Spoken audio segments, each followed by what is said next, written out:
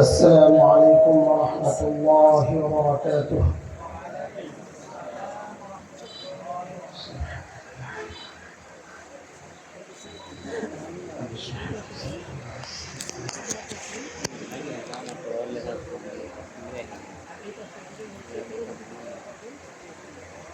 الحمد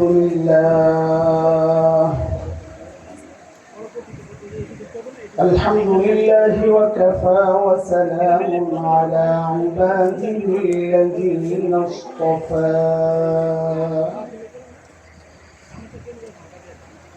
أما بعد فأعوذ بالله من الشيطان الرجيم.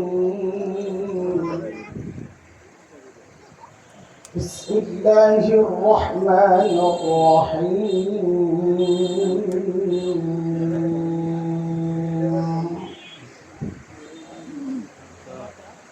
يا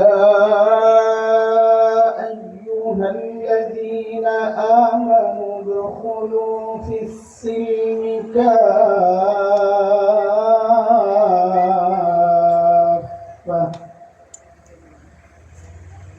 ولا تتبعوا خطوات الشيطان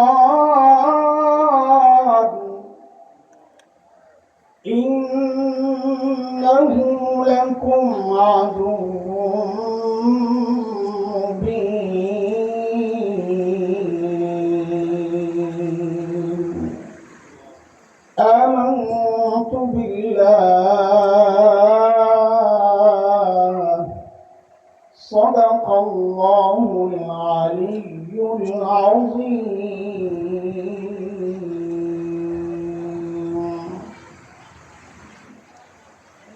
কামারতা যুব সংঘের উদ্যোগে আয়োজিত আজকের এই বার্ষিক ওয়াজ মাহফিলের মুহতারাম সভাপতি, উপস্থিত হাজরাতুল উলামায়ে কেরাম, মুরব্বিয়ান আযম, দূর দূরান্ত থেকে আগত ইসলাম প্রিয় সুন্নি সমাজ, প্রিয় ছাত্র ভাইয়েরা, যুবক বন্ধুরা, পর্দার আড়ালের মা ও বোন,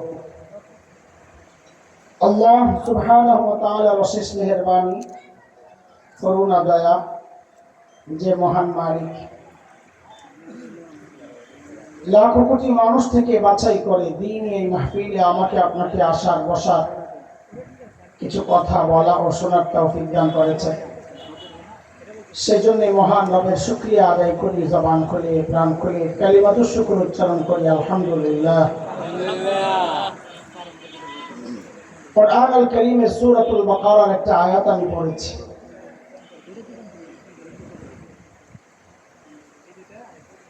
সময়ের কিছু ফিতনা সামনে এনে এই আয়াতকে পাশে রেখে কিছু কথা বলতে চাই।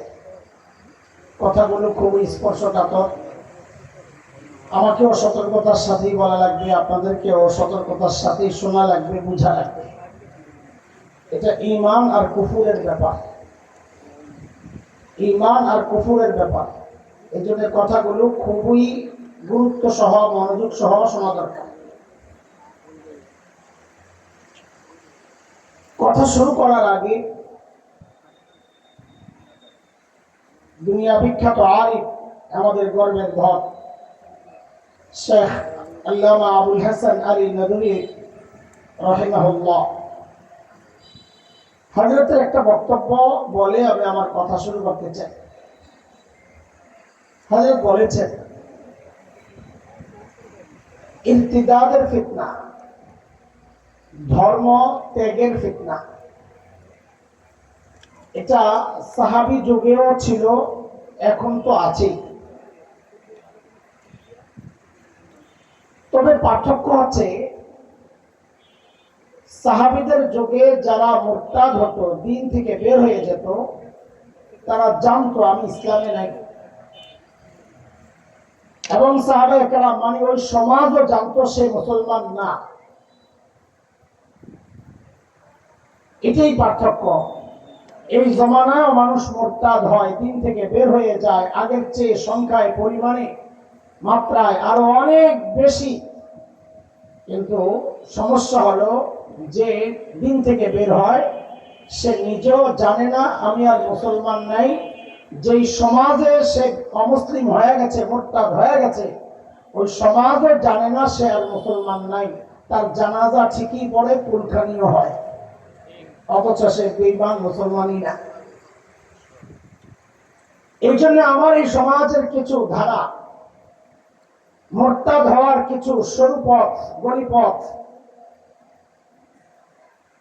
এগুলো আপনাদের সামনে একটু উন্মুক্ত করতে চাই, যেন ওই পথ ধরে আমরা হেঁটে আমার সবচেয়ে দামি সম্পদ ঈমান থেকে আমি মাহরুম, বঞ্চিত না হয়ে যাই, ঈমান হারা না হয়ে যাই।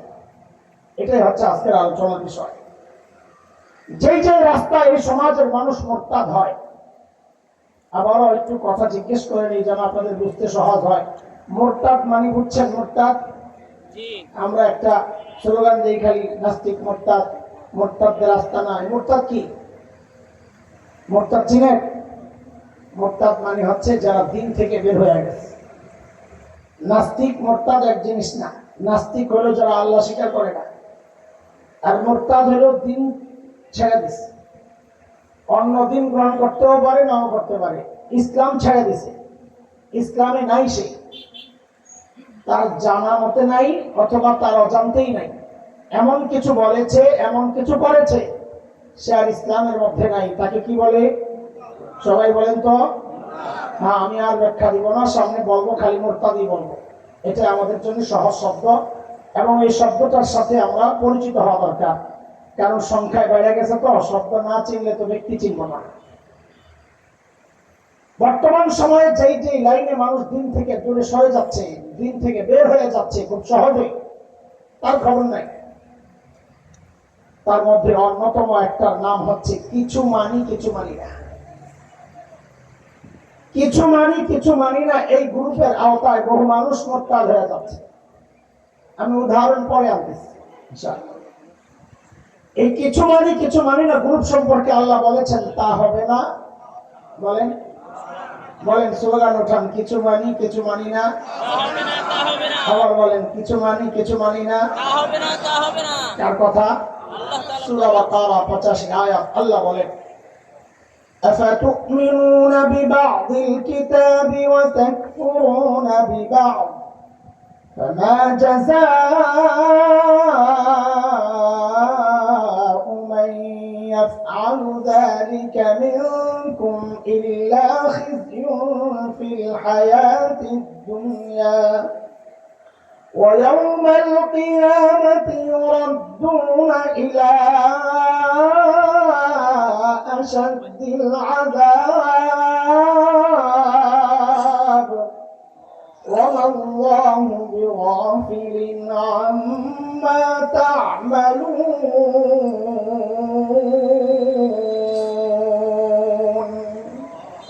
আল্লাহ বলেন কিছু মানি না। তাহলে জোরে কোন তো কি হবে? আল্লাহ বলে, যদি এই কাম করো তো বেশ, যদি করুন চরম, আর কিয়ামতের মাঠে কঠিন শাস্তি তো আছে, বিনা হিসাবে জাহান্নাম। বলেন, কথা বলেন, আমার সাথে একটু কথা বলে। আজকে একটু ভাবে আছি আমি, আমার সাথে একটু কথা বলা লাগবে।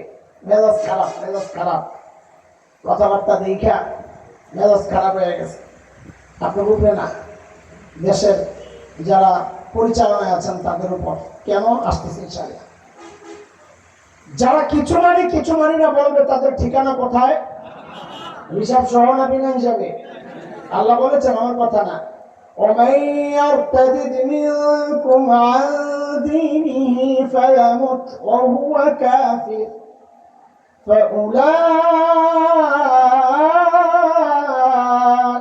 حبطت أعمالهم في الدنيا والآخرة وأولئك أصحاب النار هم فيها خالدون।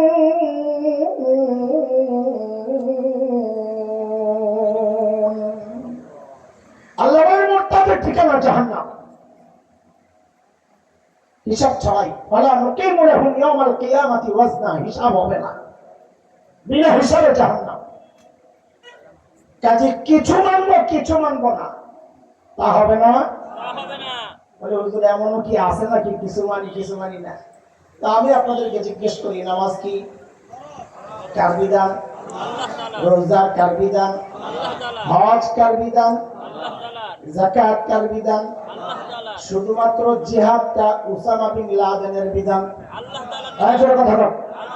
কার বিধান? আরো যদি চিৎকার করে বলেন তো জিহাদ কার বিধান? কার কার? আল্লাহ বলছেন জিহাদ করার জন্য।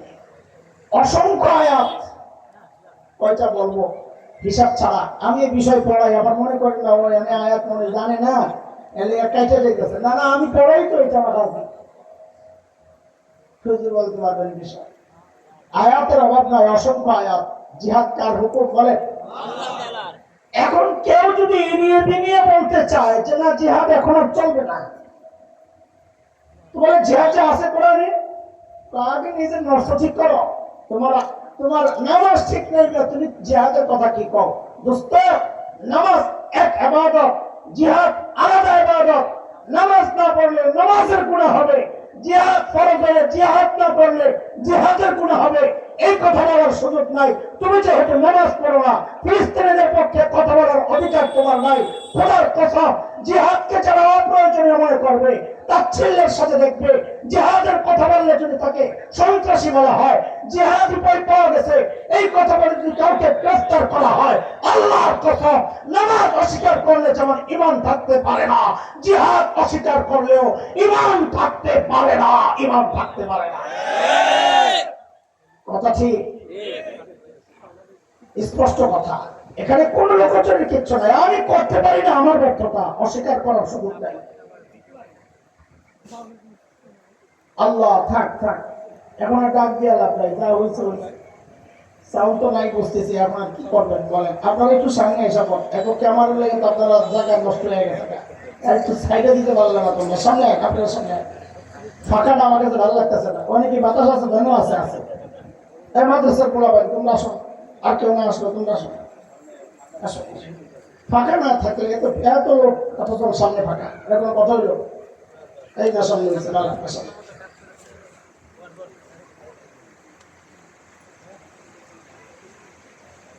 মুরতাদ হওয়ার এটা একটা রাস্তা। শরীয়তের কিছু বিধান মানবো, কিছু বিধান মানবো না, এই মানুষ মুসলমান থাকতে বলেন, মুসলমান থাকতে আমি পারি না, আমার ব্যর্থতা। আল্লাহ চাইলে মাফ করে দিবেন। আপনি দাঁড়িয়ে রাখেন নাই, আল্লাহ চাইলে মাফ করে দিবেন, কিন্তু আপনি বলবেন দাঁড়িয়ে ইসলাম না, ঈমান চলে যাবে। আপনি টুপি রাখেন নাই, আল্লাহ জিন্দেগিতে জিজ্ঞেস করবেন না তুমি টুপি কেন পরো নাই, কিন্তু তাচ্ছিল্য করবেন, ঈমান চলে যাবে। আপনি পর্দা করতে পারছেন না, আপনার ব্যর্থতা। আল্লাহ চাইলে মাফ করে দিতে পারেন, কিন্তু পর্দা নিয়ে তাচ্ছিল্য করবেন, সাথে সাথে ঈমান চলে যাবে। কথা বলেন ঠিক কিনা? এটা হচ্ছে মুরতাদ হওয়ার একটা সরু পথ, গোপন রাস্তা। চুপে চুপে বহু মানুষ এই রাস্তায় মুরতাদ হইয়া বসে আছে, তার নিজেরও খবর নাই। আপনি দেখেন কত স্পর্শকাতর ব্যাপার। গত টার্মে এমন অসংখ্য ইমানদার দিনদার ভাইকে গ্রেফতার করা হয়েছে, কি বলে? তার কাছে জঙ্গি বই পাওয়া গেছে। কি বই পাওয়া গেছে বলেন? কি বই পাওয়া গেছে? জঙ্গি বই। জিহাদ তারা বলে না, জিহাদ বললে তো আবার শরীয়ত দিয়ে আপনি হেরে ধরবেন। জঙ্গি বই পাওয়া গেছে বলে যাদেরকে গ্রেফতার করা হলো, সেখানে বইগুলো দেখা গেল সেই বইটা হচ্ছে জিহাদ বিষয়ক। ধরছে কি বইলা? এটা ওদের একটা পলিসি, বুঝা লাগবে। ধরছে কি বইলা? জঙ্গি বই বইলা, অথচ এই বইয়ের মধ্যে জঙ্গি বলতে কোনো শব্দ নাই, আছে জিহাদ। এখন আপনি যাকে গ্রেফতার করেছেন জিহাদি বই রাখার কারণে, তার মানে আপনি লালন করেন, এটা পোষণ করেন জিহাদ একটা অপরাধ, যার কাছে এই বই থাকবে সে অপরাধী, এই জন্য তাকে গ্রেফতার করেছেন। আপনি চিন্তা করেন তো, এই মিশনে যারাই জড়িত ছিল, খোদার কসম একটা ঈমান থাকতে পারে না, কারণ জিহাদকে আপনি অপরাধ সাব্যস্ত করে এই মানুষগুলোকে যারাই গ্রেফতার করেছেন, এখন পর্যন্ত জেলখানায় তাদেরকে ফেলে রেখেছেন। আল্লাহর কসম, তওবা করে, না একটা ঈমান মুক্তা হয়ে কবরে যাওয়া লাগবে। তওবা করা উচিত। আমি আপনি করি না সেটা ভিন্ন কথা। আমাদের অসহায়ত্ব আছে, আমাদের সীমাবদ্ধতা আছে, ইমানি দুর্বলতা আছে আছে, কিন্তু কেউ করলে তাকে আপনি আসামি বানাবেন, তালেবানদেরকে সন্ত্রাসী বলবে, দুনিয়া বিখ্যাত মুজাহিদ শেখ ওসামা বিন লাদেনকে সন্ত্রাসী বলবে, মোল্লা আনোয়ারকে সন্ত্রাসী বলবে। খোদার কসম, আল্লাহর জমিনে আল্লাহর দিন কায়েমের জন্য যারা শাহাদাত বরণ করেছে তাদেরকে সন্ত্রাসী আখ্যায়িত করবে। বিদেশি মিডিয়ার ব্যবহার করা শব্দে আপনি তাদের সাথে তালে তালে তাল মিলাবেন। কসম করে বলি, এই চিন্তা কেউ করলে, এই বক্তব্য কেউ দিলে তার ঈমান থাকতে পারে না। কথাই স্পষ্ট। আমার দুর্বলতা আছে, আমি নিজেও আসামি, কিন্তু যারা করে তাদের বিরোধিতায় যেন আমি উলঙ্গ না হয়ে যাই, ঈমান কিন্তু থাকবে না। বুঝে আসছে কথা? বলেন বুঝে আসছে? আমার কথা বুঝে আসতেছে? শুরুতেই বলছি, আজকে বিষয় বড় স্পর্শকাতর, আগামী যত অত রিস্কি হয়ে যাবে। শোনা না বলা, আপনার শোনার কোনো সমস্যা নাই। আজ পর্যন্ত এমন কোনো ঝামেলা হয় নাই যে কঠিন বয়ান দিয়েছে যারা শুনছে একবারে গ্রেফতার করছে। কাজী ডরায়েন না, শুনতে থাকেন নির্ভয়ে। ভয় যা আছে লাগার কথা আমাদের, ধরলে আমারে ধরবে, আপনারে ধরবে না। কাজী চুপচাপ শুনতে থাকেন আর আল্লাহর কাছে পানাহ চান। আল্লাহ এই গজব থেকে আমাদেরকে হেফাজত করেন, আল্লাহ ইরতিদাদের এই ফিতনা থেকে আমাদেরকে হেফাজত করেন। ঈমানের নিয়ামত দিয়েছেন আল্লাহ না চাইতে, আমাদের অবহেলা, আমাদের ত্রুটি, আমাদের এই সমস্ত ভুলের কারণে এই নিয়ামতটা আল্লাহ আপনি ছিনাইয়া নিয়ে নেয়। দোয়া বেশি বেশি এই মুহূর্তে আমাদের করা দরকার। এক নম্বর পাইলা মোট্টা ধাওয়ার স্বরূপটার নাম কি দিছি? কিছু মানি, বলেন কিছু মানি। 2 নম্বর রাস্তা মোট্টা ধাওয়ার, যৌক্তিক যদি ধরে, বিষয়টা যদি তার কাছে যৌক্তিক হয় তাই মানি। শরীয়তের যে কোনো বিধানের সামনে নিজের যুক্তিকে বিপরীতে দাঁড় করানো, এটাও একজন মানুষের মোট্টা ধাওয়ার একটা রাস্তা। এটা শয়তানের রাস্তা। আল্লাহর বিধানের সামনে যুক্তি দাঁড় করানো, এটা কার রাস্তা? বলেন কার রাস্তা? কেন? শয়তানকে আল্লাহ যখন হুকুম করেছেন সিজদা করো, শয়তানকে না সবাইকে, শয়তান অস্বীকার করেছিল, জানেন তো না? সূরা আরাফ 12 নম্বর আয়াত থেকে পড়বেন, আরো আগের থেকে পড়লে পুরো যোগসূত্র পাওয়া যাবে। আল্লাহ জিজ্ঞেস করছে, কি রে শয়তান, তুই সিজদা করলি না কেন? দিয়েছিলেন তোমাদের কাছে এসে না নাস্তানি করো।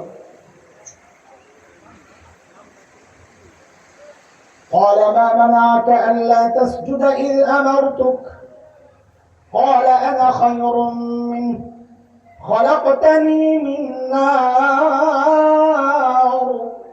وخلقته من طين। শয়তানকে আল্লাহ জিজ্ঞেস করছে, কি রে শয়তান, তুই সিজদা করলি না কেন? মা মানাকে আল্লাহ তাসজুদা ইযা আমারতুক, আমি বলার পরেও শয়তান কি কয়? নিয়ম হইল যে উত্তম তারে সিজদা করবে অনুত্তমে। এখানে আমি উত্তম, আদম থেকে আদমে না আমারে সিজদা করবে। দেখছেন কি কারণ? তুই উত্তম, দলিল কি? আল্লাহ দলিল চায় না, নিজেই দিতেছে। শয়তান কয় খালাকতানি মিন নার ওয়া খালাকতাহু মিন তিন, আমারে বানাইছেন আগুন দিয়া, আদমরে বানাইছেন মাটি দিয়া। আমি উত্তম। একটু সূক্ষ্ম বিষয় বলতে চাই, একটু খেয়াল করেন। দলিলটাও শয়তানের ভুল। শরীয়তের বিরুদ্ধে যারা এই যুক্তিকে দলিল বানায়, ভালোভাবে খেয়াল করলে দেখা যাবে তাদের যুক্তিও ভুল, যেমন শয়তানের যুক্তিটাও ছিল ভুল। কেমনি? শয়তান চিন্তা করছে আগুনকে আল্লাহ বানাইছে মাটি, মাটির গতি নিচে, আমার বানাইছে আগুন, আগুনের গতি কই? তাহলে যেটা উপরের দিকে যায় এটা অনর্থম, যেটা নিচের দিকে যায় এটা তো অনর্থম। এই শয়তান যদি পাইতাম, ওরে ঘাটটা দৌড়াই না আপনাকে রহিমপুর বাজারে নিয়ে দেখাইতাম, বেটা পাল্লার মধ্যে মানুষ কোনোদিন উপরেরটা নিতে চায় না, সবসময় সবাই চায় নিচেরটা নিতে। একটু সমান সমান হলে আরেকটা আলু দেশ না, আরে ঠিক বলেন না? উপরে উঠলে তো নেবেই না, কে কম দেশ কেন নামবে? তো কি দেবো আরেকটা আলু দিতে, যতক্ষণ পর্যন্ত নিচে না যায় সবাই নিতে চায় না। গজাবেলা সবসময় খালি উপরে উঠলে দামি হয় না, কখনো কখনো নিচে গেলে দামি হয়। কথা বলেন না? এগুলো এক শয়তানের দলিল ভুল। দ্বিতীয় ভুল হচ্ছে, আচ্ছা একটু বলেন তো, আদমকে আল্লাহ তাআলা মাটি দিয়ে বানাইয়া সেজদার হুকুম দিয়েছেন রূহ দেওয়ার আগে না পরে? জানেন না? হযরত আদমের মধ্যে আল্লাহ রূহ দিয়া সেজদা করতে বলছে না রূহ না দিয়া সেজদা করতে বলছে? দিয়া। দিয়া যে প্রমাণ কি? কারণ আছে। সেজদা করার আগে আল্লাহ আদম আলাইহিস সালামকে ইলম দিয়েছেন। সেজদার হুকুম দেওয়ার আগে ওয়া আল্লামা আদম আল আসমা কুল্লাহ সব শিখেছেন। শিখায়ার যোগ্য বানায় কইছেন এবার সম্মান কর। তার মানে হচ্ছে কি আল্লাহ আদমকে রূহ দিয়া সেজদা করার হুকুম করছে। এটা প্রমাণ করে শয়তানের যুক্তি অযৌক্তিক। কেন? কারণ আল্লাহ আদমকে রূহ দেওয়ার পর আদমের বডি আর শুধু মাটি রয় নাই, সেখানে চারটা মূল যে পদার্থ আছে দুনিয়ার, এই চার পদার্থের অস্তিত্ব চলে আসছে প্রত্যেকটা মানুষের মধ্যে। ওই চার পদার্থের অস্তিত্ব, একজন মানুষের মধ্যে মাটির অস্তিত্ব আছে, একজন মানুষের মধ্যে আগুনের অস্তিত্ব আছে, একজন মানুষের মধ্যে পানির অস্তিত্ব আছে, একজন মানুষের মধ্যে বাতাসের অস্তিত্ব আছে। বলে শয়তানকে আল্লাহ বানাইছে কি দিয়ে? ওর মধ্যে কি আছে? মানুষের মধ্যে কয়টা আছে? চারটা উত্তম না একটা উত্তম? কথা বলেন না। আরে কথা বলেন না। কয় টাকা নেবেন? 1 টাকা নেবেন না 4 টাকা নেবেন? 100 না 400? আরে কথা বলেন না। কোনটার দাম বেশি? 1000 না 4000? 1 লাখ না 4 লাখ? 1 কোটি না 4 কোটি? শয়তানটা আমার কাছে 108 কোটি, আল্লাহ দেখাইছে আদমের কাছে আছে 4 কোটি। কেমনে 4 কোটি? বলে তুই যে আগুন নিয়ে বাহাদুরি করস, ওই আগুন মানুষের মধ্যেও আছে। তোর কাছে যেটা নাই সেটা হলো মাটি নাই, আদমে মাটি আছে। তোর কাছে যেটা নাই সেটা হলো বাতাস নাই, আদমে বাতাস আছে। তোর কাছে যেটা নাই, তোর কাছে পানি নাই, আদমের কাছে পানি আছে, মাটি আছে, আগুন আছে, বাতাস আছে। সেজদা তুই করবি না কেন? বোঝা গেল আল্লাহর হুকুমের বিরুদ্ধে যারা যুক্তি দাঁড় করা, ওদের যুক্তিটাও ঠিক না। মগায় বুঝে না আমি যে যুক্তি ঠিক দেই নাই। কথা কি বুঝাইতে পারতেছি আপনাদের? এই সমাজে বহু মানুষ যুক্তিতে মিলে না বলে দিন ছেড়ে দিতেছে। সংশয়বাদীরা দেখবেন অনলাইনে, আমরা দেখতে বলি না, দেখতে গেলে ইমান হারা হইতে পারে। এখন সংশয় তৈরি করা হচ্ছে, টাকা দিয়ে দিয়ে বিভিন্ন সংশয়বাদী মুফতিদেরকে নাস্তিক বানায় সমাজের সামনে উঠানো হচ্ছে। তারা নানান প্রশ্ন করে আর বড় বড় আলিম করে ডাকে, অমুকরে ডাকে, অমুকরে ডাকে। আসলে ভাইরাল হওয়ার দান্দা তোর জবাব রাখলে তুই ছোটার জন্যই কইতি ভাই আমার জবাব দেন। তুই নাম ধরে তুইরা ভাইরাল মানুষের কেন ডাকস? আসলে অযত ভাইরাল হবে, ওর মামুর বিলটাও তোকে মোটাতে হবে। কথা কি বুঝাইতে পারতেছি আপনার? খুব খেয়াল করেন, কিছু কঠিন বিষয় চলে আসতে পারে, আল্লাহ মাফ করেন, আমারও আল্লাহ হেফাজত করেন সবাইকে। একটু খেয়াল করে শুনতে থাকেন। আমি আগেই বলেছি আজকের কথা একটু ভিন্ন টাইপের। ঈমান আর কুফরের ব্যাপার। এখানে আপোষের কোনো সুযোগ নাই, এখানে চুপ থাকার কোনো সুযোগ নাই, এখানে মিনমিন করার কোনো সুযোগ নাই। এটা ঈমানের ব্যাপার। জীবন যাবে, ঈমান যাবে না ইনশাআল্লাহ। আরে বলেন না ইনশাআল্লাহ? তাইলে শয়তান আমাকে আপনাকে মুরতাদ বানানোর দ্বিতীয় যে রাস্তাটা, সেই রাস্তাটার নাম হচ্ছে যুক্তিকে ধরলে মানি নাইলে কয়টা গেল? রাস্তা কয়টা গেল? বলেন। 1 নম্বর কি? কিছু মানি না। আল্লাহ বলেন তা হবে না, তা হবে না। যুক্তিতে ধরলে মানি নাইলে মানি না। আল্লাহ শয়তানের লাগে যাওয়া যুক্তি দিছে শরীয়তের বিধানের বিরুদ্ধে। শয়তানের ঠিকানা কোথায়?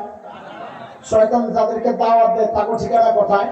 আল্লাহ বলেছেন সূরা ফাতির 6 নম্বর আয়াত, ইন্নাশ শাইতানা লাকুম আদুওয়ান ফাত্তাখিযুহু আদুওয়া ইন্নামা ইয়াদউ হিজবাহ লিয়াকুনু মিন আসহাবিস সাঈর।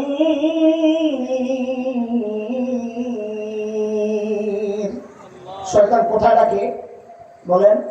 শয়তান কোন দিকে ডাকে? জাহান্নামের দিকে। আল্লাহ আমাদেরকে হেফাজত করেন। কয়টা গেল বলেন? তাড়াতাড়ি বলেন। মুখস্থ করা লাগবে আজকে। পড়া মুখস্থ করবো কেন? আমরা রাস্তাগুলো দেখাই দিই, চিহ্নিত করে দিই, যেন ওই ভুল রাস্তা কেউ পা না দেয়। পাও দিলে কিন্তু ইমানটা চলে যাবে। পা দিলেই সাথে সাথে ইমান হারানো যাবে না ইনশাআল্লাহ। সব হারানো যাবে। কি হারানো যাবে না? ইমান নাই তো সব শেষ। ইমান নাই তো সব শেষ। 3 নম্বর বিষয়, এই আধুনিক যুগেও কি শরিয়া আইন চলে এমন কিছু বক্তব্য আছে এই সমাজে। দুনিয়া এখন অনেক আগায় গেছে হুজুর, আপনারা আছেন সেই 1400 বছরের পিছনে। আধুনিক যুগে ইসলাম চলবে না, এই আধুনিক যুগে শরিয়া চলবে না। আমাদের বহনে টাকা তাদের পেছনে আপনারা দৌড়ান, নির্লজ্জা দহার মতো ভারতের 5টা গোলাম ওই পিছনের ফ্যাসিস্টদের ভাষায় কথা বলে যে আমার দলের সাথে শরিয়া আইনের কোনো সম্পর্ক নাই। মগা কোথাকার তোর সম্পর্ক থাকলে কি না থাকলে কি? আরে কথা বলেন না। এদেশের মানুষ শরিয়ান চায়, এদেশের মানুষ শরিয়ান চায়। আপনারা চান না? একটা চাপাবাজি কিন্তু চলে যে হুজুর যাই বলে এদেশের মানুষ শরিয়ান চায় না। এটা একটা চাপাবাজি ছাড়া কিচ্ছু না। কেন? আপনাদেরকে একটু কিছু আমি তথ্য দিই। 26 সেপ্টেম্বর 2017 প্রথম আলো পত্রিকায় একটা রিপোর্ট আসছে। উগ্রবাদ বিষয়ক বৈশ্বিক নেটওয়ার্ক আছে একটা, রিজলভ নাম, ওদের একটা জরিপ আছে বাংলাদেশ বিষয়ক। ওই জরিপের উপর একটা রিপোর্ট করেছে প্রথম আলো 26 সেপ্টেম্বর 2017। ওই জরিপ, সেখানে বক্তব্য হচ্ছে এদেশের মানুষ গণতন্ত্রে বিশ্বাস করে, তবে এরপরেও বহু মানুষ শরিয়া আইন চায়। এটা হচ্ছে ওদের রিপোর্ট। এই বহুটা কত এটা বলে নাই, চুরি করে আসতে কেটে পড়ছে, নাইলে ধরা খাবে। বহুটা বলে নাই, কিন্তু এই বহু আবার ব্যাখ্যা এসে গেছে বিভিন্ন জনের বক্তব্য থেকে। আমাদের বর্তমানে সংবিধান সংস্কারের জন্য যাদেরকে দায়িত্ব দেওয়া হয়েছে তার মধ্যে একজন আছেন ডক্টর আলী রিয়াজ, আমেরিকা ইউনিভার্সিটির প্রফেসর ছিল। তিনি একটা কাজ পাইছেন, তার একটা প্রবন্ধ আছে এই বিষয়ক। সেটা হচ্ছে ডেমোক্রেসি অ্যান্ড শরিয়া ইন বাংলাদেশ সার্ভিং সাপোর্ট, এই নামে একটা প্রবন্ধ আছে তার। সেই প্রবন্ধের মধ্যে তিনি দেখিয়েছে বাংলাদেশের 80% মানুষ শরিয়া চায়। আরে কত পার্সেন্ট? কথা বলেন না, কথা বলে রাখবে। কত পার্সেন্ট? 20%-এর বাংলাদেশ না এটা, এটা 80% মানুষের বাংলাদেশ। শুধু তাই না, আরো অবাক হবে, আরো অনেক আগে 2011-12 আমেরিকার একটা সংস্থা আছে, সেটা হচ্ছে পিও রিসার্চ সেন্টার। ওদের একটা জরিপ বাংলাদেশকে নিয়ে, সেখানে তারা জরিপে দেখিয়েছে বাংলাদেশের 82%, 82% মানুষ শরিয়া চায়। আর এরা চাঁদাবাজি করে বাংলাদেশের মানুষ শরিয়া চায় না। ওই চাঁদাবাজি চলবে না, চাঁদাবাজির দিন শেষ। কোরআন সুন্নাহ বাংলাদেশ ইনশাআল্লাহ। আমরা সোনালী সূর্য দেখে বলেছি, জুলাই আগস্ট বিপ্লবের মাধ্যমে বাংলাদেশে যে কোরআনী শাসন কায়েম হবে খুব শিগগির, সেই সোনালী দিন আমরা অপেক্ষায় আছি। কিন্তু সূরা সাদিকের আবার আমরা দেখে ফেলেছি। কেন? যে দেশের যুবকরা দুনিয়ার স্বার্থের জন্য পুলিশের সামনে দুহাত প্রসারিত করে বুকটা পেতে দিতে পারে, আবু সাঈদরা নিজেদের জীবন উৎসর্গ করতে পারে, মুগ্ধরা জুলুমের বিরুদ্ধে জীবন উৎসর্গ করতে পারে, আমরা আশাবাদী সে দেশের যুবকরা আল্লাহর জমিনে আল্লাহর দ্বীন কায়েমের জন্য শতভাগ জীবন উৎসর্গ করতে প্রস্তুত হয়ে যাবে, শতভাগ প্রস্তুত হয়ে যাবে।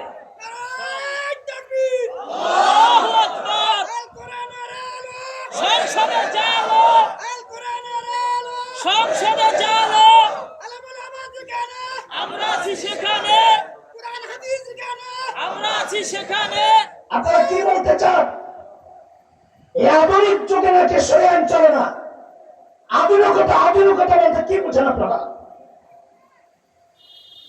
সামাজিক শান্তি নিরাপত্তার জন্য যে সমস্ত অপরাধগুলো এই সমাজের মানুষ অপরাধ মনে করে, ইসলামী দণ্ডবিধি সেই অপরাধগুলোর বিরুদ্ধেই তো। আপনি কি চুরিকে সাপোর্ট করেন? আমি জিজ্ঞেস করি, আপনারা বলেন চুরি সাপোর্ট করেন? এক কথা বলেন, চুরি সাপোর্ট করেন? ইসলামী দণ্ডবিধি চুরির বিরুদ্ধে, ইসলামী দণ্ডবিধি ডাকাতির বিরুদ্ধে, ইসলামী দণ্ডবিধি ধর্ষণের বিরুদ্ধে, ইসলামী দণ্ডবিধি মাদকের বিরুদ্ধে, ইসলামী দণ্ডবিধি অপবাদের বিরুদ্ধে, ইসলামী দণ্ডবিধি খুন খারাপের বিরুদ্ধে। যদি আপনারা অপরাধ কোন চান, তাহলে আমরা বলতে চাই অপরাধী আপনি। আপনি পশুত্বের জীবন গ্রহণ করেছেন, ইসলাম চায় অন্ধকার থেকে আলোর দিকে আনতে। আল্লাহ বলেছেন সূরা ইব্রাহিম 1 নম্বর আয়াত, আলিফ লাম রা কিতাবুন আনজালনাহু ইলাইকা লিতুখরিজান নাস মিনাজ যুলুমাতি ইলান নূর আরে আল্লাহ তো কোরআন নাযিল করছেন মানুষকে অন্ধকার থেকে আলোর দিকে আনতে, আপনি বলেন অন্ধকার যুগ শেষ, আরে অন্ধকার যুগ তো আপনারা আবার ফেরত আনতে চান। আমরা তো দেশ ও জাতিকে আলোর দিকে নিতে চাই, কারণ কোরআনই একমাত্র মাধ্যম, যে বিধান মানুষকে আলোর পথ দেখায়। কথাটা কাজী যুগ যত খারাপ হবে কোরআনী শাসন শরীয়ত আইনের প্রয়োজন তত বেশি দেখা দিবে। কথা বলেন যুগ যত খারাপের দিকে যাবে শরীয়ত আইনের প্রয়োজন তত বেশি। আপনারা আইন করে দেশ থেকে অপরাধ দূর করতে পারবেন না, আইন করে পারবেন না। শরীয়ত আইন ছাড়া দেশ থেকে অপরাধ দূর হবে না, কারণ শরীয়ত আইন শুধু মানুষের মধ্যে ভীতি সঞ্চার করে না, শরীয়ত আইন মানুষের অন্তরের মধ্যে আল্লাহর ভয় ঢুকায় দেয়। আল্লাহর ভয় থাকলে মানুষ অপরাধ করতে পারে না। তার একটা প্রমাণ শোনেন। হযরতে আদম আলাইহিস সালামের দুই ছেলে ছিল, জানেন কি নাম? আপনারা কিছু কথা বলতে আমার কথা কই না যাব। কাবিল আর কাবিল, এক ভাই আরেক ভাইরে মারছে। কে কারে মারছে? কাবিল হাবিলে মারছে। কাবিল হাবিলে মারছে। শাবাশ, মাশাআল্লাহ। এই দুই ভাই এক ভাই আরেক ভাইকে মারার আগে দুই ভাইয়ের কিছু কথাবার্তা হইছে। এগুলো আবার আল্লাহ তাআলা কোরআনুল কারীমের সূরা মায়েদার মধ্যে আনছেন বিস্তারিত। আল্লাহ বলেন, ওয়াতলু আলাইহিম নাবা বনি আদম বিল হক إذ قربا قربانا فتقبل من أحدهما ولم يتقبل من الآخر قال لأقتلنك قال إنما يتقبل الله من المتقين لئن بسطت إلي يدك لتقتلني ما أنا بباسط يدي إليك لأقتلك إني أخاف الله رب العالمين। কাবিল যখন হাবিলকে হত্যা করতে যায়, তা হাবিল কি বলেছে? মা আনা বিবাসিতি ইয়াদিয়া ইলাইকা লিআকতুলাক। ভাই, তুমি আমাকে মারতে চাইলে আমি কিন্তু তোমাকে মারার জন্য হাত বাড়াবো না। কেন? কারণ আমাদের বাবা আদম আলাইহিস সালাম সিসি ক্যামেরা ফিট করছেন, তো বাবা দেখে নিব আমার খবর আছে, এটা কইছিল না? এর কথা বলেন জি না। আমাদেরকে বাবা পুলিশের কাছে দিয়ে দিব, পুলিশ রিমান্ডে নিয়ে আমি পিটা লাগাইব, আমি সব স্বীকার করে নেব, এটা কইছিলেন জি না? তো হাবিল কি বলছেন যে আমারে আয়না করে ঢুকাইবো, আমি তোরে মারুম না, এই ধরে, এটা কইছিলেন জি না? কারণ একটাও মানুষকে অপরাধ থেকে রুখে না, সিস্টেম মানুষকে অপরাধ থেকে রুখে না। মানুষকে অপরাধ থেকে রুখে ইসলামী শরিয়াত। কেন? এটা যৌক্তিক ভাবে আপনাদের সামনে তুলে ধরছি। কাবিল সেদিন বলেছিল আমি অপরাধ করতে পারবো না। কেন পারবো না? ইন্নী আখাফুল্লাহ রাব্বুল আলামিন, আমি রব্বুল আলামিন ভয় পাই। যে রব্বুল আলামিন ভয় পায় সে অপরাধ করতে পারে না। আপনাদের নিয়ম যদি, আপনারা যাকে আধুনিকতা বলছেন, আপনারা যাকে উন্নত বলছেন, এই নিয়ম যদি মানুষকে অপরাধ থেকে রুখত, তাহলে দুনিয়ার মধ্যে প্রযুক্তিতে যারা সবচেয়ে বেশি আগায়া, সেখানে ধর্ষণের মতো ভয়ঙ্কর অপরাধটা সবচেয়ে কম হয়। বলে প্রযুক্তি যদি মানুষকে অপরাধ থেকে রুখত, তো দুনিয়ার প্রযুক্তিতে সবচেয়ে বেশি আগানো সেই সমস্ত দেশে ধর্ষণের মতো ভয়ঙ্কর অপরাধটা সবচেয়ে কি হইতো? কম হইতো। বলেন কি হইতো? কম হইতো। আর ইসলাম যদি মানুষকে পেছনের দিকে নিয়ে যায়, অন্ধকারের দিকে নিয়ে যায়, তাহলে যে সমস্ত রাষ্ট্রে ইসলাম সবচেয়ে বেশি চর্চা হয়, ধর্ষণের মতো অপরাধ ওই রাষ্ট্রগুলোতে সবচেয়ে বেশি হইতো। কথা ঠিক কিনা? অথচ বিষয় তা না। আপনারা নেটে সার্চ দিয়ে পাইবেন, এগুলো সব পাওয়া যায়। 28 ফেব্রুয়ারি 2022 ইনকিলাবে আসছিল একটা রিপোর্ট। এই ডেট কি? 28 ফেব্রুয়ারি 2022। 28 ফেব্রুয়ারি 2022 ইনকিলাবে আসছে। ফেব্রুয়ারি মাসের 28 ফেব্রুয়ারি 2022 কি আসছে? জাতিসংঘ একটা জরিপ চালাইছে সারা দুনিয়ায় ধর্ষণে আগায় আছে কারা। জাতিসংঘ জরিপটা চালাইয়া 10টা দেশের নাম দিছে সিরিয়ালে। আল্লাহ বাঁচাইছে। এই সিরিয়াল যদি আমরা করতাম, তো কত মোল্লারা যে কত কিছু পারে, রং মাইকা সাপ্লাই হইয়াও থাকতে পারে। কথা বলেন নাই। শাপলা চত্বরে মোল্লারা রং মাইকা শুয়ে থাকার নাটকও করতে পারে। আর কত কিছু কইছে প্রিয়, নাটক করো না। সুবহানাল্লাহ। হায় হায় আল্লাহ, আল্লাহ তোমার কাছে বিচার দিলাম। খেয়াল করেন, সেখানে যে 10টা দেশের নাম আসছে তার মধ্যে 1 নাম্বার নামটা আসছে আমেরিকার। জরিপ টাকা আমেরিকারই জাতিসংঘের, বলে জরিপ টাকা জাতিসংঘ জরিপ গ্রুপ নিয়ন্ত্রণ করে হেফাজত ইসলামের আমির। জি না, এক কথা বলে জি না, ইসলামের পক্ষের শক্তি না বিপক্ষের? বিপক্ষের শক্তি, হ্যাঁ, বিপক্ষের বলে শক্তি। জাতিসংঘ মুসলমানের পক্ষের কোন শক্তি জি না, না, না, ইসলামের বিরুদ্ধে নির্যাতনের সার্টিফিকেট দেওয়ার শক্তি হচ্ছে জাতিসংঘ। ঠিক। 1 নম্বর কার নাম? আমেরিকা। আমি শুধু আপনাদেরকে ছোট্ট করে জিজ্ঞেস করতে চাই, আমেরিকা প্রযুক্তিতে দুর্বল না আগায়া? আগায়া। কত আগায়া? 1 নম্বর। সবার আগে, সবার আগে। ধর্ষণেও সবার আগে। 2 নম্বর দেশ হচ্ছে সাউথ আফ্রিকা। এটা জাতিসংঘের রিপোর্ট। বলেন তো সাউথ আফ্রিকা প্রযুক্তিতে আগায় না পেছানো? আগানো। 3 নম্বর দেশ হচ্ছে সুইডেন, প্রযুক্তিতে পিছায়া না আগানো? আগানো। 4 নম্বর অনেকের ভালো লাগবে না, কলজায় লাগবে, কলজায় কলজায় আপনাকে দাদারা দাদারা। 4 নম্বর কারা? দাদারা দাদারা, আপনারা আপনজন প্রিয়জন। সুবহানাল্লাহ। দুলাভাই, এখন তো দুলাভাই। এই 16 বছর খালি এই সবকে করে দেওয়া হয়েছে। ভারত আমাদের আপনজন। বলে কেন আপনজন? কত কিছু দেয়। কি দেয়? পেঁয়াজ দেয়, চিনি দেয়, আলু দেয়, গরু দেয়, কত কিছু দেয়। যেই না 5ই আগস্ট পোলাপাইন বাংলাদেশ থেকে মাখন যাওয়ার পাইপটা কেটে দিল, এখন সব দেওয়া বন্ধ করে এক দেওয়া চালু করছে। খালি হুমকি দেয়, হুমকি দেয়, হুমকি দেয়। কয়দিন যে কি আল্লাহ হয়েছে, সুবহানাল্লাহ। পেঁয়াজ দেবো না, দিস না।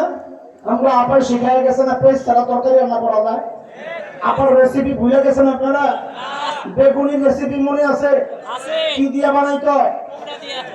মিষ্টি কুমড়া। সাবাস। বেগুনি বানাইতে হয় কি দিয়া? মিষ্টি কুমড়া। এটি আপার রেসিপি। এমন রেসিপি দিবই চলে তো অগল হে যারা গরুর পেশাতে শরবত মনে করে। এখন আগে চললে ওই বেগুনি মিষ্টি কুমড়া দিয়েই হইব। কথা বল না, লাগবে না তোকে পেঁয়াজ। যে একটু মেরুদণ্ড সোজা করে দাঁড়াইলাম, এখন যে দাদাই বস্তা সামনে কান্দে। দাদা কি খবর? দাদা দিনকাল ভালো যাচ্ছে না দাদা, মরে গেল দাদা, বাংলাদেশে পেঁয়াজ খাচ্ছে না দাদা। তো তোরা খা, খাইব না। বাপটা হয়েছে কি এতদিন আমরা বলে বলে চলি। ভারত না থাকলে এটাই বোঝা হয়েছে, ভারত না থাকলে বাংলাদেশ চলবে না। আরে ভারতের পেঁয়াজ যতদিন আসছে 100 টাকার নিচে পেঁয়াজ দামে নাই। এইবার বাংলাদেশ দেখেছে এটা হচ্ছে শুধুই মাঝখানে যারা কাম করু করে এই চক্রের ধান্দা। ভারত থেকে পেঁয়াজ আসে নাই, এইবার আমরা 30 টাকার নিচে পেঁয়াজ খেয়েছি আলহামদুলিল্লাহ। কি বোঝা গেল? খামাখাই আমাদেরকে ভয় দেখা। ভারতের জুজুর ভয়, একবার হামলার ভয়, একবার আটকায় দিব এই ভয়, একবার পানির ভয়, খালি ভয় আর ভয়। কয়দিন তো দেখছি সীমান্তের কাছে এসে খালি এমন তাহলে তো সাহস করে ঢুকে না যাবে দেশ কি দেশ কেন? আরে ঢোক, খেলা হবে ইনশাল্লাহ, খেলা হবে ইনশাল্লাহ। আর ছোটবেলা থেকে যে জিহাদি চেতনা লালন করছি, তোরা নাটককে সারা প্রয়োগের বাস্তবায়নের সুযোগ তো পাচ্ছি না। আলহামদুলিল্লাহ আমরা প্রস্তুত আছি মানসিক ভাবে। আল্লাহর কসম, তোদের একটা নোংরা ইতিহাস আছে, পালানোর ইতিহাস। তোদের পূর্বপুরুষের ইতিহাস, পালানোর ইতিহাস। আমাদের পূর্বপুরুষের ইতিহাস, রক্ত দেওয়ার ইতিহাস। সাথে ফলাফলটাও শুনে রাখ, ওলামায়ে দেওবন্দের রক্ত যখন জমিন স্পর্শ করেছিল, ব্রিটিশ লালকুত্তারা পালাতে বাধ্য হয়েছিল। তাদের রোহানি সন্তানরা আজও দেশে বসবাস করে। যদি আবার রক্ত ঝরে দিন রক্ষার জন্য, স্বাধীনতা সার্বভৌমত্ব রক্ষার জন্য যদি আবার রক্ত ঝরে, আল্লাহর কসম নতুন পেগাম শোনাইতে চাই। আগের শয়তানরা পালাতে পেরেছিল, এবার যদি আমার দেশ আক্রান্ত হয়, একটা তো পালাতে দেওয়া হবে না।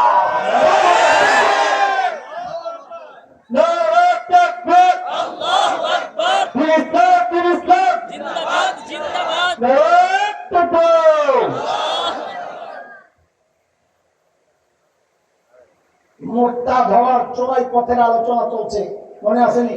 জি। 1 নাম্বার কিছু মানি না গ্রুপ। কি গ্রুপ? কিছু মানি কিছু মানি তো না। যেমন যেমন কেউ আছে নামাজ পড়ে জেহাদ শুনলে ডরায়। ঠিক। নামাজ নিয়ে কত কথা নাই, আপনি সারা জিন্দগি নামাজ পড়েন আর যদি কয় আল্লাহ কইছে কাতিলুল লাযিনা ইয়ালুনাকুম, লড়াই করবি লগের দল লগে, ফিলিস্তিনের যাওয়ার সুযোগ তোমার হবে না, হুদা নাচ্ছ না। এটা বহুত কঠিন।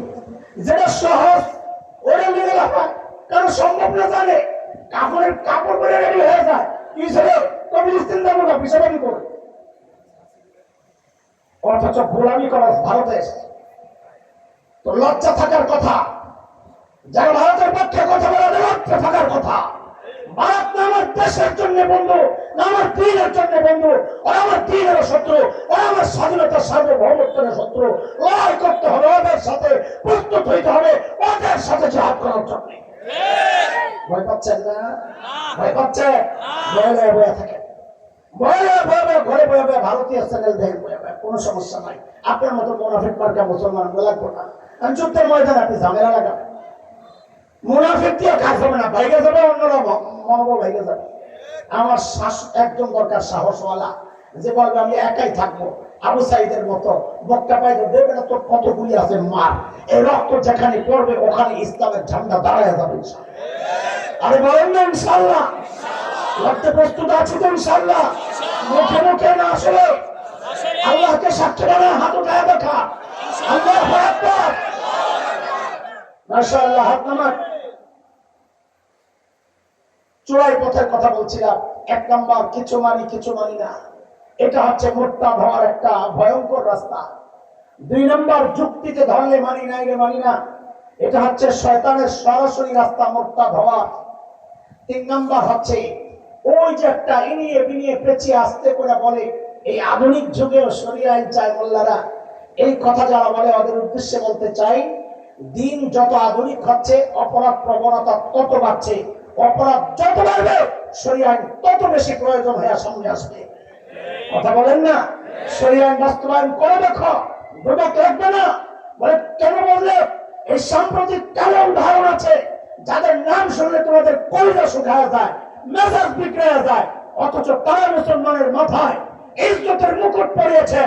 সেই ভালোবাসার মানুষ হচ্ছে তালেবানরা। ওরা সেখানে শাসন কায়েম করে নীতি নৈতিকতা বিষয়ক মন্ত্রণালয় খুলেছে। দুদক বাদে ওলামাদেরকে দিয়া নীতি নৈতিকতা বিষয়ক মন্ত্রণালয় খুলে আল্লাহর আইন চালু করে দেয়। খোদার কসম খায়া বলি, যদি অপরাধ না করে আমরা কোনদিন বাংলাদেশে ইসলামী শাসনের কথা বলবো না। পরীক্ষামূলক 1 মাস ইসলামী শাসন কায়েম করে দেখেন, দেশ সোনার দেশ হয়ে যাবে। প্রমাণ ও যে বলতেছিলাম, 1 নম্বর কারা? দর্শনের শীর্ষ কারা? তাড়াতাড়ি বলে। 2 নম্বর সাউথ আফ্রিকা, সাবাস মনে রাখছে বলে ভাই। 3 নম্বর সুইডেন। 4 নম্বর দাদারা, কাগো দাদা আনবো না, আরেকজনের দাদা, খামাকে আমার বেজাল লাগে না। 5 নম্বর হচ্ছে যুক্তরাজ্য।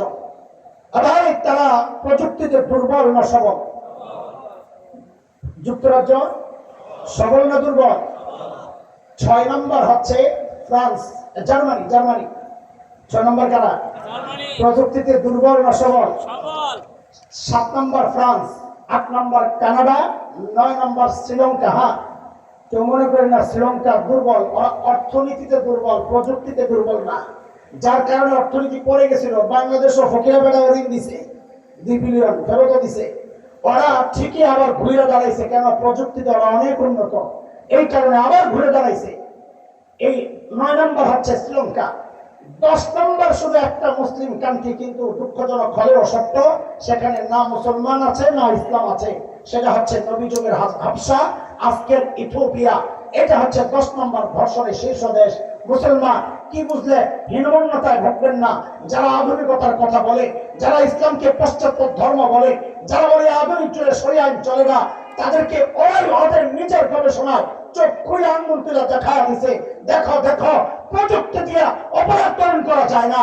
অপরাধ দমন করতে হলে শরিয়া আইনের কোনো বিকল্প নাই। বলে আপনার এই কথা প্রমাণ কি? সাম্প্রতিক কাল হিসাবে বলে তো শুনে, ব্রিটিশ একটোর কোম্পানি আছে ব্রিটিশ দেশ, নাম হচ্ছে ইনশিওর মাই ট্রিপ কোম্পানির নাম। ওরা একটা জরিপ চালাইছে, সেটা হচ্ছে সারা দুনিয়ায় মেয়েরা নিরাপদে ভ্রমণ করতে পারে কোন দেশ। এটা ওদের ব্যবসায়িক পলিসি হিসাবেই জরিপটা চালাইছে, যে তারা ওই মেয়েদেরকে উৎসাহিত করবে যে তোমরা ওই সমস্ত দেশে বেশি বেশি ভ্রমণ করো। ভারত গেলে তো দেখা যায় বুড়িও নিরাপদ না। আরে শোনেন এই কথা আপনারা? হ্যাঁ, এক বেটির শখ জাগছিল তাজমহল দেখবে, ভারতে আসছিল, বেটির আজীবনের জন্য শখ মিটাইয়া দিয়েছে শয়তানগুলা। এতটা নোংরা রুচি এদের, সুবহানাল্লাহ। রুচি এত নিম্ন নাইলে বুড়ি আক্রান্ত হয় না, রুচি এত নিম্ন না হয়ে জীবজন্তু আক্রান্ত হয় না। ওদের ধর্ষণের শিকার হয়ে কুত্তা মৃত্যুবরণ করেছে, ধর্ষণের শিকার হয়ে গরুর বাছুর মৃত্যুবরণ করেছে। আর ওদের পত্রিকার রিপোর্টে গুলা রুচি কত নিম্নমানের। ওরা সরিয়ে আইনের বিরোধিতা করা, ওদের লজ্জা থাকা উচিত। ওই ইনশিওর মাই ট্রিপ ওই কোম্পানি সারা দুনিয়ায় চরিত্র চালাইছে যে সারা দুনিয়ার মধ্যে মেয়েরা সবচেয়ে নিরাপদে ভ্রমণ করতে পারে কোন দেশ। আল্লাহু আকবার বলেন, চিৎকার করে, আরো জোরে চিৎকার করে বলেন আল্লাহু আকবার। আমি দেশটার নাম বলে আরেকবার মহব্বতের সাথে চিৎকার করে বলবেন আল্লাহু আকবার। পারবেন না ইনশাআল্লাহ? এই জরিপ চালাইছে কারা? মুসলমানরা। মুসলমান দেশের কোন কোম্পানি? হ্যাঁ, হেফাজতে ইসলাম, ইনশিওর মাই ট্রিপ। ওরা জরিপ চালায় ফলাফল কি প্রকাশ করছে জানেন? সারা দুনিয়ার মধ্যে মেয়েদের একা একা, তাও শব্দ আছে একা একা, মেয়েদের একা একা ভ্রমণের জন্য সারা দুনিয়ার মধ্যে সবচাইতে নিরাপদ শহরের নাম হচ্ছে মদিনাতুর রাসূল সাল্লাল্লাহু আলাইহি ওয়াসাল্লাম। মদিনা অন্য রাষ্ট্রের তুলনায় প্রযুক্তিতে অত উন্নত না। সেখানে কোন শক্তি কাজ করতেছে? সেখানে কাজ করছে যারাই সেখানে যাচ্ছে তাকওয়ার কিছু নূর তার কলবে আছে। ওই নূরের বরকত হচ্ছে অপরাধ প্রবণতা সেখানে প্রায় শূন্যের কথায়। আমি বলি না মদিনা ইসলামী শাসন পুরোপুরি আছে, পুরোপুরি নাই, অনুশাসন পুরোপুরি নাই, শাসন পুরোপুরি নাই। কিছু মানুষের দিলের মধ্যে তাকওয়ার কিছু নূর আছে, তারই বরকত। সারা দুনিয়ার মধ্যে সবচেয়ে নিরাপদ শহর মেয়েদের জন্য মদিনা। তাইলে সারা দুনিয়ায় যদি শরিয়াত পুরোপুরি বাস্তবায়ন হয়, আল্লাহর কসম দুনিয়া অপরাধ মুক্ত হয়ে যাবে, দুনিয়া অপরাধ থাকতে পারে না ইনশাআল্লাহ। কথা বলেন ঠিক কিনা? কয়টা বললাম? তাড়াতাড়ি পড়াশোনাই তো আমি বলছি। এক নাম্বার পড়াশোনা এমনি মুরগি বানাই দেবো, 1 বছর কিনছি। এক নাম্বার তো আজকে পড়তা আবার কোন মুরগি বানাইছে। আমার ছোট ভাই মুরগি বানাবো না, তো বানাবো না। এরা শিখবে না? আমি কাছে আরে শিখতে হবে না, না হয়ে গেছে আল্লাহ মতো। আমরাই তো ছাত্র, আলহামদুলিল্লাহ আমরা তো শিখতেছি। ছাত্র হওয়াই নিরাপদ। যদি বাবা সে যে অবস্থা হয়ে গেছি তো ভুলে আরে উত্তরে ভুল করছি। ছাত্র ভুল করলে কি সমস্যা? আমি তো শিখতেছি রে ভাই, ভুল হলে ধরা দাও, সাথে সাথে স্বীকার করা, কবুল করা, ভুলটা শুধরাই নিব ইনশাআল্লাহ তাআলা। আজীবন ছাত্র মনে করবা নিজেদেরকে, তাইলে এটার মধ্যে বরকত আছে, বরকত বুঝে আসছে না আমাদের? হ্যাঁ, ছাত্র বাবার মধ্যে নিজেকে এর মধ্যে বরকত। পরে ছাত্র ভাবি প্রমাণ কি? আমি যে ছাত্র ভাবি মুখে করে দেব, কলম রাখতে হবে সাথে, আছে রাখতে হবে। ছাত্র কলম ছাড়া কেমনি চলে? কলম থাকা লাগবে। আমি বইয়ের কথা বলতাম কিন্তু এরা লাগে না। হয় তখন বললাম মোবাইলে টিপা টিপা নোট করে, আমিও করি কিছু, কিন্তু কাগজ কলম রাখি আলহামদুলিল্লাহ। 2 নম্বর কি বলেছি? যুক্তির সামনে যদি পড়ে শরিয়া, যদি যুক্তি না বুঝি তাহলে যুক্তিতে না আসলে এই শরিয়ায় আমি মানি না। এটা কার যুক্তি? এই তরিকা কার? বলেন কার? শয়তানের। কাজে এটাকে যারা দিন মানার সামনে বাধা বানাবে বুঝতে হবে সে শয়তানের নাম্বার 1 দোষর। 3 নম্বর কি বলেছি? এই আধুনিক যুগে শরিয়াত চলে না। ওদেরকে বুঝাইয়া দিছি আধুনিকতা বলতে যা বুঝাও সেখানে অপরাধ আর অপরাধ, অন্ধকার আর অন্ধকার। এই অন্ধকারাচ্ছন্ন জাতিকে আলোর দিকে আনার রাস্তা একটাই, কোরআন আল কারীম, কোরআনী শাসন। 4 নম্বর, যে রাস্তায় মানুষ মুরতাদ হচ্ছে, আস্তে আস্তে আমাদের মূল পয়েন্টের দিকে চলে আসছে, স্পর্শকাতর ব্যাপারের দিকে চলে আসতেছে। অনেকে ভালো নাও লাগতে পারে, ঘোড়ার ডিম ভালো লাগুক না লাগুক কিচ্ছু যায় আসে না। আল্লাহকে খুশি করার জন্য আসছি, কাউকে কারো খুশি করার জন্য, কাউকে বাজার করার জন্য এখানে বসি নেই। কাজে আপনারা খুশি হইলেও আমাদের কোনো পরোয়া নাই, আনন্দ নাই, কেউ নারাজ হইলেও আমাদের কোনো পরোয়া নাই। 4 নম্বর হচ্ছে এই সমাজের মানুষ যেই রাস্তা দিয়ে মুরতাদ হচ্ছে, সেই রাস্তা হচ্ছে নারী অধিকারের বিষয়গুলো। কি বলেন বলেন কি বলেন কি বলেন কি? আমাদের খুব প্রিয় মানুষ, যারে মাথায় তুললে লাফাই দিছি খালি, হ্যাঁ, এই মানুষের কাছ থেকে এমন এক বক্তব্য আসছে যেটা আমরা নিতে পারি নাই। শুনে, এদেশের মানুষ কাউকে ভালোবাসলে মূল টার্গেট থাকে দিন। দিন আক্রান্ত হবে, আপনি আমার বাবা হয়ে আপনাকে প্রত্যাখ্যান করতে 2টা মিনিট আমি সময় নিব না। কথা বলে হাসিনাকে মানুষ প্রত্যাখ্যান করেছে। আপনারা কি মনে করেছে এটা শুধু বৈষম্য বিরোধী ছাত্র আন্দোলনের ফসল? এই শাসকদের পতন শুধু বৈষম্য বিরোধী ছাত্র আন্দোলনের ফসল মনে করছে না? দোস্ত, খাবারের শেষ লোকমা দিয়ে এই পেটটা ভরে না। প্রথম লোকমা, মাঝখানের লোকমা, সব লোকমারই পেট ভরার একটা ভূমিকা থাকে।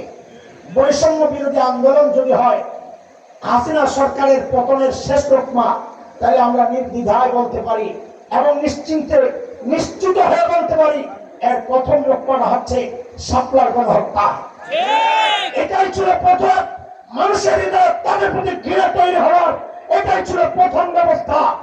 আল্লাহর কসম, বাংলাদেশের কথাই বলি, শাসক শ্রেণীকে বলি, রাষ্ট্রের ক্ষমতায় যারা আসতে চায় তাদের উদ্দেশ্য বলি, মুসলমানকে টার্গেট করবা, ওলামাদেরকে টার্গেট করবা, ইসলাম টার্গেট করবা।